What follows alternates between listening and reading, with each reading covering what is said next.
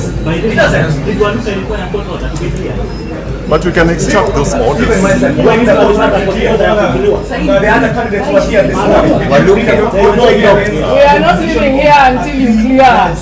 They were looking. And Today we are going to sleep here. Until you clear us. You are holding You are here. you are engaged to We are not living here you until are you going clear us. against the Call decision the of the Chebukati and judges. talk to him. So that I promise you, if you continue like this, you're likely going to be held personally responsible. Yes. As they have a judge, there is a three-judge bench that gave a decision. So what exactly do you need?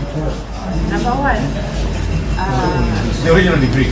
a certificate. What original one? That's okay. Which we are That's okay, bringing, that is sir. Number okay. two. We are talking about the court issue.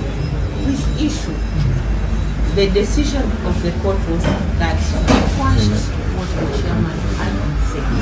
What did the chairman say? What did the chairman say? Tell us. What did What did the chairman say? No. You should tell us what the chairman What did the said. chairman say? Order, the IEBC, it was about the decision of the commission after the decision was quashed by the court, because the court did not order IEBC to clear it. And I have the ruling with me. Mheshimiwa has asked you here.